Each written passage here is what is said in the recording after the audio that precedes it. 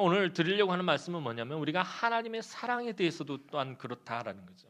내가 예수 그리스도를 처음 만났을 때, 예수를 구주로 영접했을 때 내가 그 구원의 은혜에 감격하고 그 사랑에 기뻐하고 감사하면서 눈에서 눈물 줄줄 흘렸을 때 그때의 그 감격과 감동과 기쁨을 지금까지 유지하고 있느냐라는 거예요. 그렇지 못하다라는 것을 발견하게 된 거예요. 목사님 저도 마찬가지고요. 그래서 오늘은 그 하나님의 사랑에 대해서 우리 잠시 다시 한번 생각해 보는 시간을 가질까 합니다.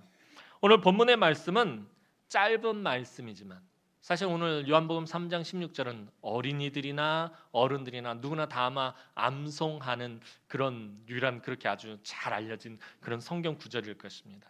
아주 짧은 말씀이지만 이 말씀 안에는 복음의 모든 진리가 다 들어있는 아주 복된 말씀입니다. 우리가 구원받는데 조금도 부족함이 없는 완전한 복음입니다.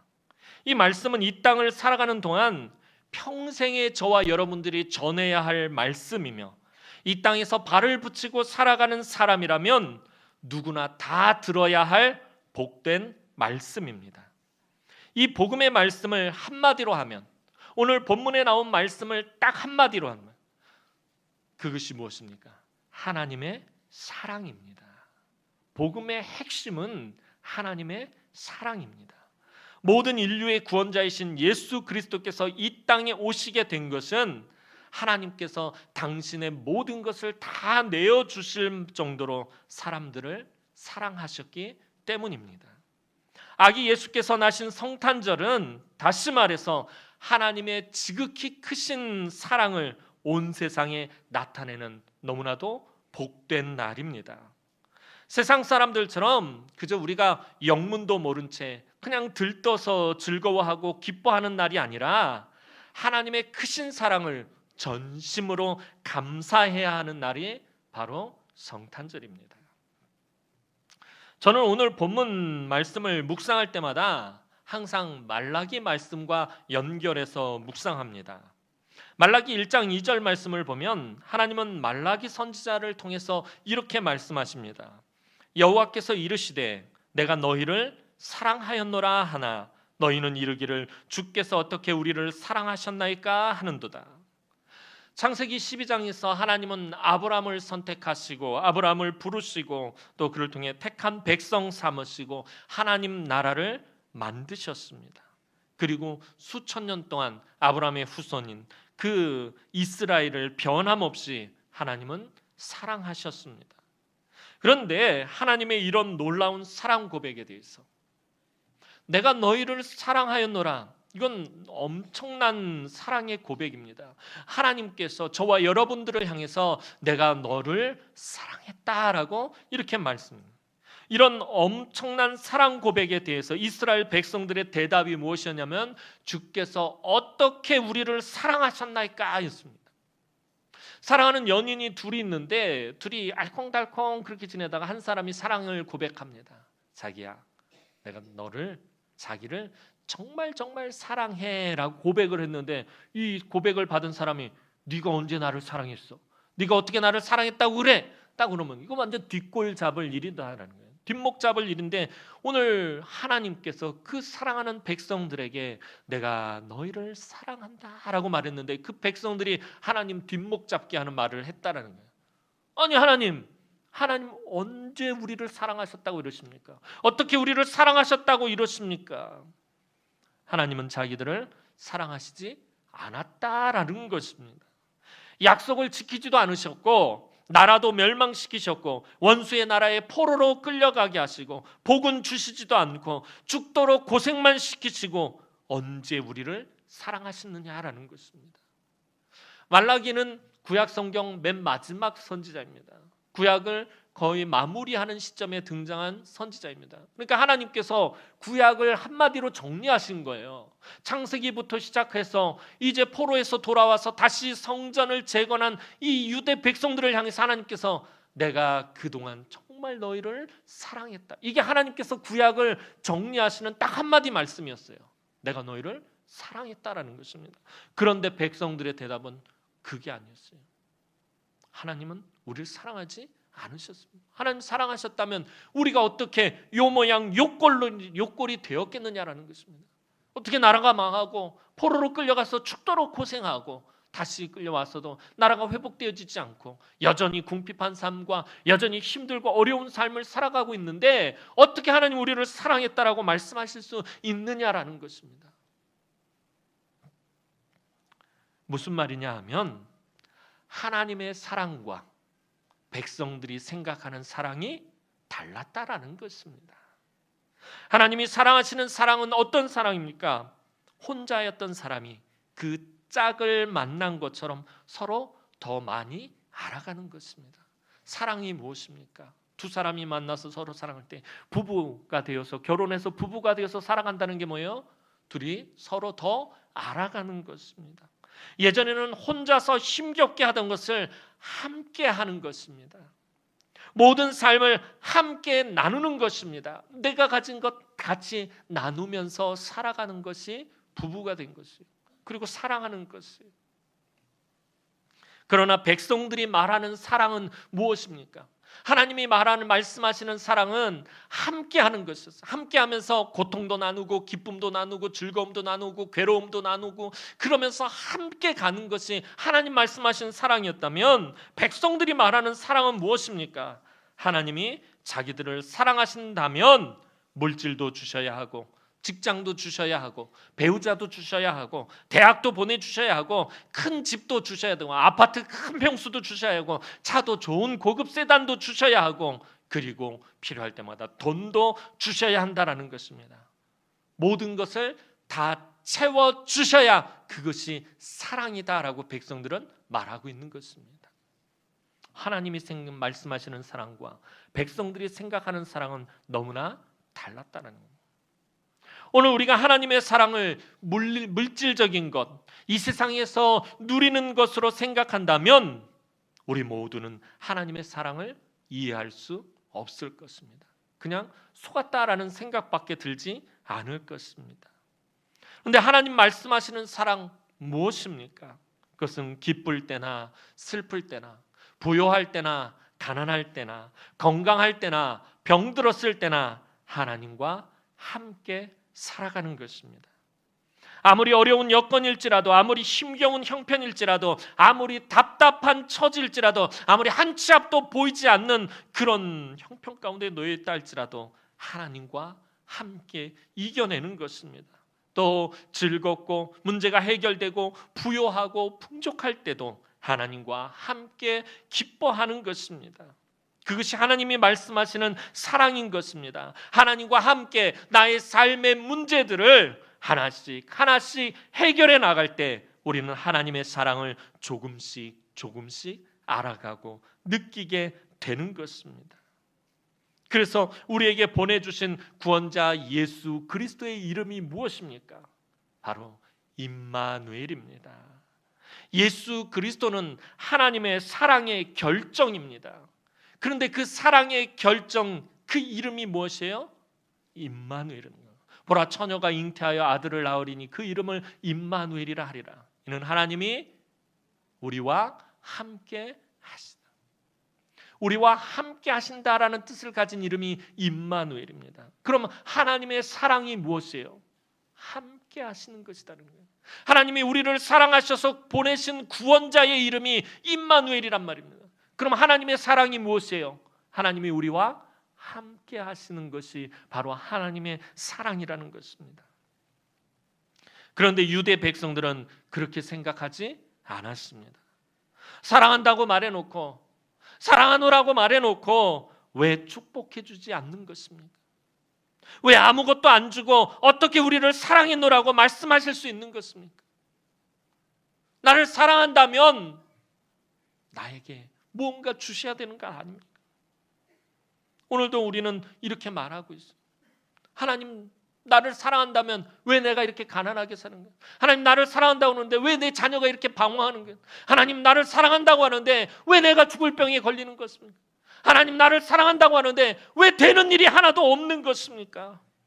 하나님, 정말 나 사랑하는 거 맞습니까? 우리도 살아가면서 이런 질문을 하나님 앞에 던질 때가 많다는 거예요. 그러나 사실 나 같은 사람이 어떻게 하나님의 자녀가 될 수 있었던 것입니까? 어떻게 나 같은 사람이 구원의 백성이 될 수 있는 것입니까? 우리가 하나님의 사랑을 받기에 합당한 자들입니까? 우리가 본래부터 하나님의 사랑을 받기에 마땅한 자들이었습니까? 우리는 원래 하나님과 대적하던 죄의 종노릇하며 하나님의 원수되었던 자들입니다. 하나님을 부정하고 하나님을 욕되게 하는 일만 했고 하나님 보시기에 아름다운 구석이라고는 조금도 없었습니다. 우리가 아직 하나님을 알지도 못했을 때부터, 아니 그보다 훨씬 오래전부터, 수천 년 전부터, 그런데 하나님은 우리를 사랑하셨습니다. 그리고 가장 존귀한 것을 우리에게 아낌없이 내어주셨습니다. 독생자의 생명을 이미 내어주셨습니다. 주께서 어떻게 우리를 사랑하셨나이까? 백성들에 대한 이런 질문, 오늘 저와 여러분들이 조금만 힘들고 어려우면 하나님 앞에 하나님은 어떻게 나를 사랑하신다고 하실 수 있습니까? 라는 이 말에 대해서 하나님 분명히 대답해 주십니다. 그것이 오늘 본문 요한복음 3장 16절 말씀입니다. 우리 다 함께 요한복음 3장 16절 말씀 다시 한번 읽어보도록 하겠습니다. 시작.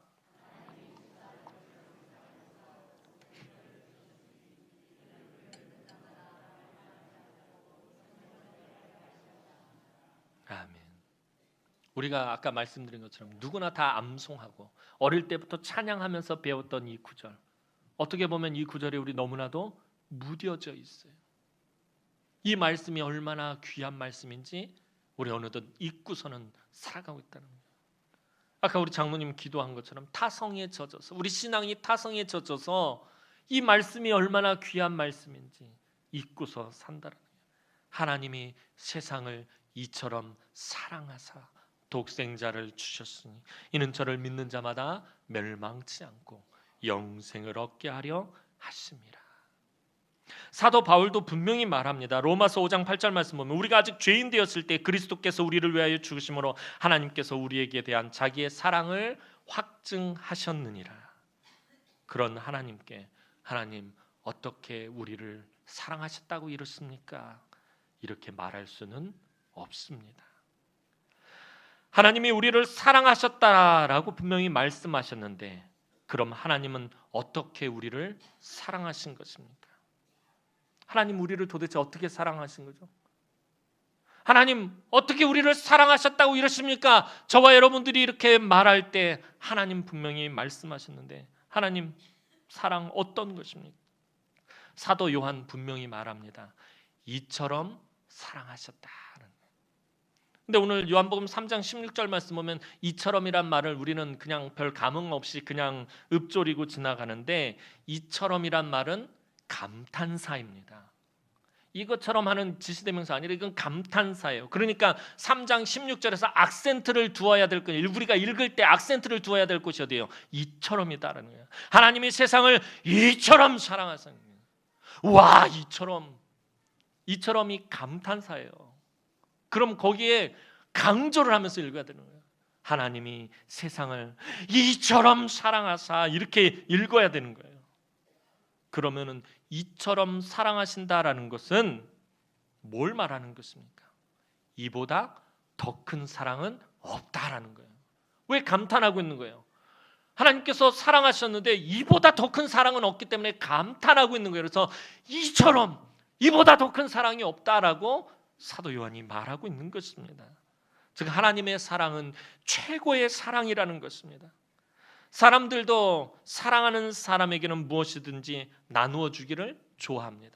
내가 누구를 좋아해, 누구를 사랑해, 그럼 그 사람에게 내가 가진 뭔가를 나누어 주는 것을 기뻐하고 좋아합니다. 하지만 그 범위는 자기가 줄 수 있는 만큼의 범위에 한정되어 있어요. 내가 사랑하는 사람에게 내가 가진 것을 나누어 줄 때 내가 줄 수 있는 만큼의 범위로 한정되어 있다는 것입니다. 자기의 것을 그저 조금 나누어 주는 정도입니다. 자기를 완전히 포기하면서 버리면서까지 사랑을 주는 경우는 거의 없습니다. 그런데 하나님이 주시는 사랑은 하나님의 것을 조금 나누어 주는 정도의 사랑이 아닙니다. 하나님이 가지시고 있는 것 중에서 그냥 조금 떼서 저와 여러분들에게 나눠주시면서 내가 너를 사랑한다라고 하는 그런 정도가 아니다라는 것입니다. 당신의 모든 것을 다 내어주시는 사랑입니다. 하나님이 가지신 영광과 존귀와 권세와 능력, 모든 것을 포기하는 사랑이 하나님의 사랑입니다.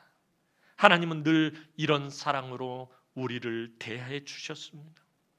우리가 어느덧 무뎌지고 신앙의 권태기가 와서 그것을 느끼지도 못하고 알지도 못하지만 우리는 하나님의 사랑 없이는 1분 1초도 살아갈 수 없습니다. 하나님이 저와 여러분을 사랑하셨기 때문에 저와 여러분이 이곳에 존재하고 있는 것입니다.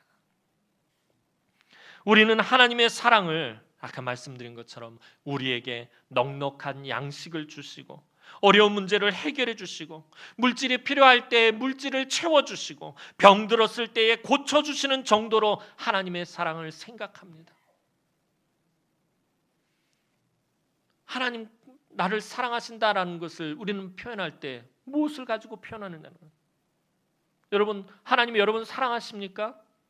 무엇이 그 증거입니까? 그럼 우리가 대체적으로 말하는 게 뭐예요? 하나님께서 나한테 일용할 양식을 주시고 나의 문제를 해결해 주시고 내가 병들었을 때 고쳐주시고 내가 물질이 필요할 때 하나님 채워주시고 하나님께서 나에게 이 모양 저 모양으로 하나님 베풀어 주셨다라는 그 정도로만 우리는 생각한 하나님의 사랑을 그 정도로만 우리는 생각한다라는 거예요.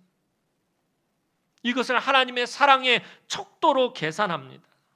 하지만 하나님은 우리가 이런 것보다 더 큰 불행과 해결할 수 없는 큰 문제, 즉 죄의 문제를 가지고 있다는 것을 알고 계셨습니다. 그래서 일회적인 도움을 주는 것보다 더 궁극적인 도움을 주시기로 작정하셨습니다. 그것은 우리의 죄의 문제를 해결하기 위해 하나님의 모든 것을 포기하는 것입니다. 그래서 하나님의 모든 것인 하나님의 아들 독생자를 이 세상에 주신 것입니다. 이처럼 복음은 하나님의 사랑에서 모든 것을 내어주시는 하나님의 사랑에서 시작하는 것입니다. 하나님은 저와 여러분을 분명히 사랑하십니다. 당신의 모든 것을 포기하실 정도로 우리를 사랑하십니다. 사실 우리는 하나님을 본 적도 없습니다. 하나님을 제대로 알지도 못합니다. 하나님께 사랑받을 자격도 없습니다. 그럼에도 하나님은 당신의 모든 것을 포기하면서까지 우리를 사랑하여 주셨습니다. 오늘 요한복음 3장 16절에서 가장 눈에 띄는 단어가 무엇입니까? 3장 16절 말씀 우리 다시 한번 읽어보도록 하겠습니다. 3장 16절 말씀입니다. 시작.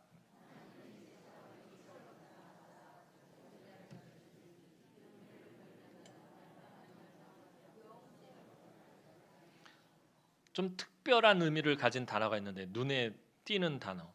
이처럼은 아까 제가 말씀드렸고 영생 그러실 줄 알았어요. 3장 16절 말씀을 묵상하면서 제 눈에 가장 띄었던 말은 바로 세상이란 말이에요. 세상. 하나님이 세상을 이처럼 사랑하실 때 이 세상이란 말이 제 눈에 확 들어왔어요. 왜냐하면 원래 세상이란 말이 가지고 있는 의미가 어떤 의미예요? 부정적인 의미잖아요. 좋은 뜻으로 쓰이는 말이 아니잖아요. 늘 악하고 더럽고 부정한 것을 나타낼 때 사용하는 말이 세상입니다. 썩어지고 없어지고 하나님을 대적하는 악한 본성을 나타내는 말이 세상입니다. 그래서 우리가 세상의 것과 하나님의 것을 구별하잖아요. 세상에서의 삶과 하나님의 백성으로서의 삶을 우리가 구별하잖아요. 세상 악하고 더럽고 썩어지고 없어질 것들, 하나님의 나라와는 대조되는 우리 인간 사회를 말할 때 세상이라고 합니다.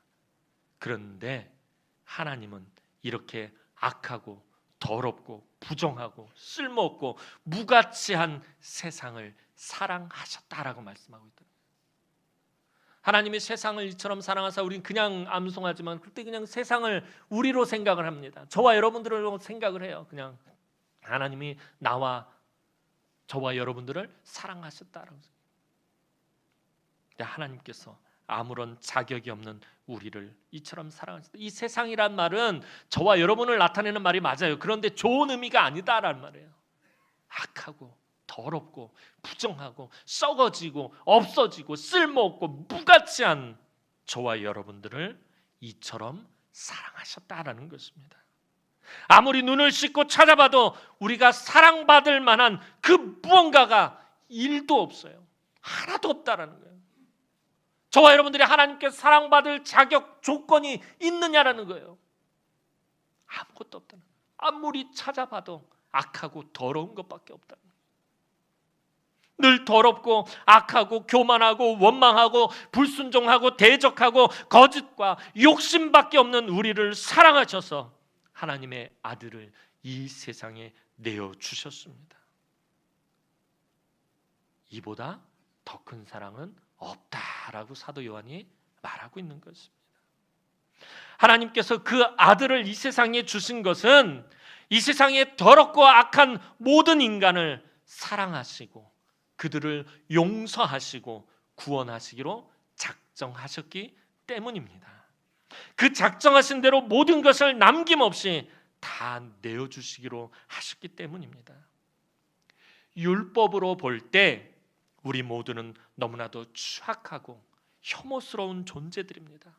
율법을 들어서 저와 여러분, 율법이라는 돋보기를 가지고 저와 여러분들을 보면은 너무나도 추하고 너무나도 더럽고 너무나도 악하고 너무나도 혐오스러운 존재들입니다. 그럼에도 하나님은 우리를 너무나도 사랑하셨습니다. 이 사랑이 너무나도 커서 늘 말씀드리잖아요. 마치 블랙홀처럼 인간의 모든 죄악과 추함과 연약함과 허물을 다 빨아들입니다. 여기에 인간 행위에 그 어떤 조건도 달지 않으셨습니다. 너희가 이렇게 하면 내가 사랑해 주겠다.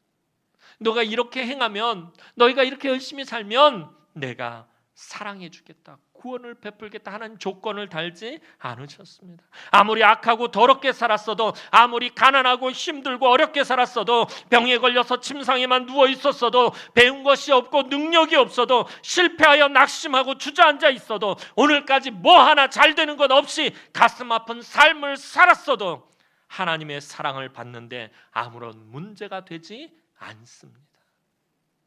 혹은 여러분들이 이전에 아무리 악한 삶을 살았다 할지라도, 아무리 더러운 삶을 살았다 할지라도 하나님의 사랑을 받는데 아무런 문제가 되지 않습니다. 이 자리에 앉아있는 여러분 모두를 위해서 하나님은 당신의 모든 것을 다 버리실 정도로 사랑하십니다. 그 뜨거운 사랑이 하나님의 아들을 이 세상에 보내셨고, 그 하나님의 아들이 하나님의 용서와 긍휼과 영생을 선물로 가지고 이 세상에 오신 것입니다.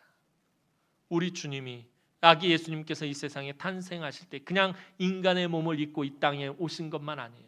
우리 주님이 하나님의 놀라운 선물을 가지고 오셨는데 그 선물이 뭐예요? 하나님의 용서와 하나님의 사랑과 영생을 가지고 선물로 가지고 이 세상에 오셨다라는 것입니다. 이것이 성탄의 복음입니다. 우리를 향하신 하나님의 목적은 누누이 말씀드리지만 멸망이나 심판이 아닙니다.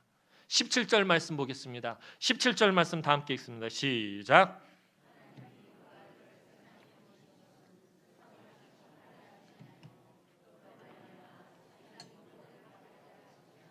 아멘. 하나님이 그 아들을 보내신 것은 이 세상을 심판하기 위해서가 아니라고 분명히 말씀하셨습니다.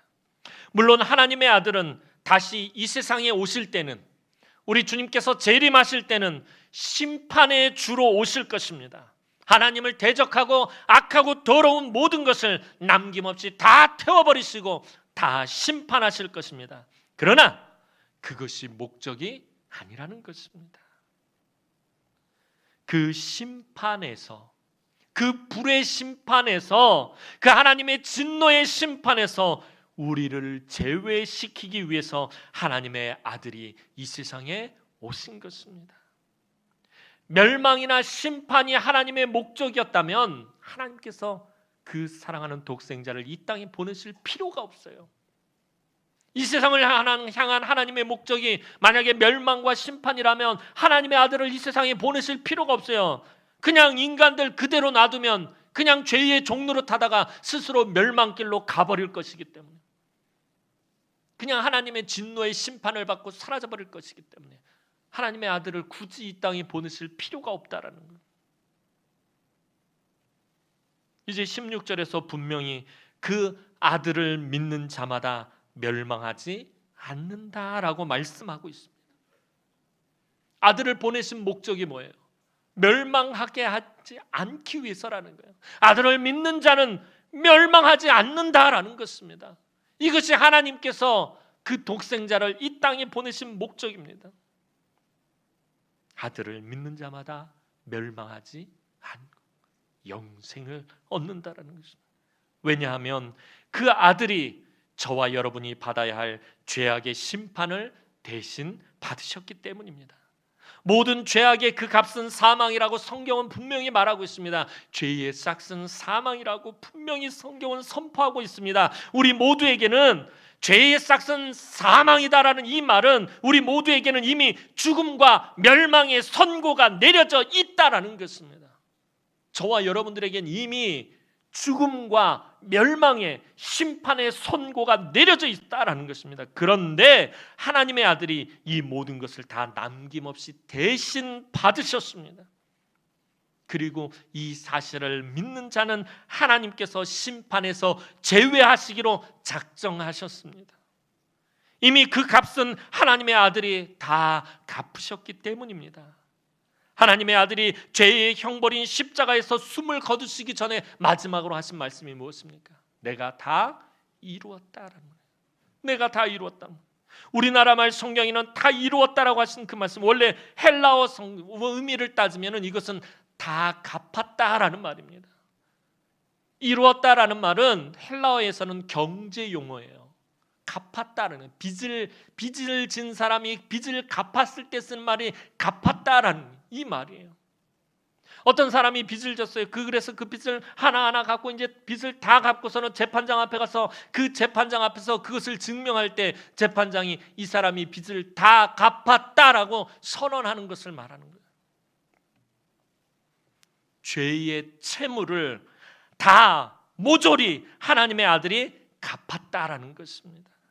그래서 죄의 채권자인 공중의 권세 잡은 세력이 죄의 채무자인 우리에게 이제 더 이상 채권을 주장할 수 없게 되었다라는 것입니다. 이제부터는 하나님이 세상에 주신 이 아들을 믿지 않는 자는 자기 스스로 하나님의 진노와 심판을 상대해야 합니다. 그러면 결코 살아남을 자가 없습니다. 그런데 저와 여러분들은 예수 그리스도를 믿음으로 이 심판에서 제외되었다라는 거예요. 저와 여러분들이 예수 그리스도의 십자가를 붙잡음으로 인해서 저와 여러분들이 받아야 될 그 형벌을 해서 제외되었다라는 거예요. 주님께서 내 대신 다 갚으셨기 때문에. 그래서 성경이 말하는 것이 무엇입니까? 오직 의인은 믿음으로 말미암아 살리라라고 말씀하고 있는 것입니다. 믿음으로 말미암아 영생을 얻는다라는 것입니다. 사랑하는 성도 여러분, 우리는 늘 거룩하게 살지 못합니다. 날마다 죄악을 범하고 말씀에 순종하지 못하고 교만하고 미워하고 다투고 불평하고 원망하고 욕심 부리고 자기밖에 모르는 그런 고집쟁이들입니다. 그럼에도 하나님은 여전히 저와 여러분을 사랑하십니다. 여전히 허물 많은 저와 여러분을 우리 하나님은 사랑하십니다. 이제 우리가 그 크고도 놀라운 사랑에 다시 반응했으면 좋겠습니다. 내가 처음 예수를 만났을 때 그 사랑에 우리가 얼마나 뜨겁게 반응했었습니까? 예수란 이름만 들어도 우리 마음에 감동과 감격이 몰려왔고요. 예수라는 이름만 들어도 천국 소망으로 가득했어요. 우리가 다시 그 사랑에 뜨겁게 반응하기를 축원합니다. 이번 성탄절을 맞이해서 그저 잠깐 들떴다가 지나가는 것이 아니라 다시 하나님의 그 사랑에 감격하고 잃었던 열정을 회복하고 메말랐던 은혜의 눈물이 다시 흐르게 되는 그런 성탄절이 되었으면 좋겠습니다. 여러분이 이 세상을 살아갈 때 비록 넘어지고 실족하고 시험에 들고 볼품없고 무능해 보인다 하더라도 하나님은 절대로 여러분을 버리시는 법이 없습니다. 너 왜 또 시험에 든 게냐? 너 또 상처받았느냐? 너 또 불평하고 있냐? 너 또 원망하고 있느냐? 너 왜 또 낙심하고 있느냐? 너 왜 또 죄를 범하고 있는 거냐? 너 왜 또 실패한 게냐? 하면서 우리를 야단치시거나 우리를 책망하시거나 우리를 포기하거나 우리를 버리시는 법이 없습니다. 너는 도대체 구제불능이야. 하나님 그렇게 말씀하시지 않는다라는 것입니다. 그래, 네가 또 시험에 든 게로구나. 네가 또 상처를 받았구나. 네가 또 어려움이 있는 게로구나. 네가 또 많이 마음이 아픈 게로구나. 네가 또 너무나도 큰 고통 가운데 있는 거구나. 얼마나 힘들고 얼마나 고통스럽냐. 얼마나 괴롭냐. 얼마나 슬프고 얼마나 외롭냐 하십니다. 우리를 야단치시는 것이 아니라 우리를 위로하시고 어루만지시고 우리를 격려하십니다. 우리를 향한 하나님의 목적은 심판과 멸망이 아니라 사랑이기 때문입니다. 만약에 우리를 향한 하나님의 목적이 멸망과 심판이라면 우리가 죄를 범할 때마다, 우리가 시험에 들 때마다, 우리가 낙심할 때마다 하나님 우리를 책망하실 것입니다. 우리에게 진노를 표시하실 것입니다. 우리에게 재앙을 내리실 것입니다. 그러나 그것이 목적이 아니기 때문에 우리를 향하신 하나님의 목적은 사랑입니다. 사랑하는 성도 여러분, 날마다 하나님의 사랑을 잊지 않고 살아가시기 바랍니다. 여러분이 좋은 일이 있고 즐거운 일이 있고 형통할 때만 하나님께서 사랑하시는 것이 아닙니다. 오히려 여러분이 고통스럽고 상처받고 괴로울 때 함께 하시며 그 크신 은혜와 사랑을 베푸십니다. 그리고 내가 이처럼 너를 사랑했다. 그 음성을 들려주십니다. 하나님이 망하지 않는 한, 하나님이 사랑하는 사람은 결코 망하지 않습니다. 하나님이 실패하지 않는 한, 하나님이 사랑하는 사람은 결코 실패하지 않습니다. 하나님은 저와 여러분을 이미 태초부터 사랑하셨습니다. 그 하나님의 사랑이 우리와 함께 하시기를 원하십니다. 그 하나님의 사랑이 우리의 삶을 어루만지시기 원하십니다. 그 하나님의 사랑이 우리를 고치시고 우리를 회복시키시기를 원하십니다.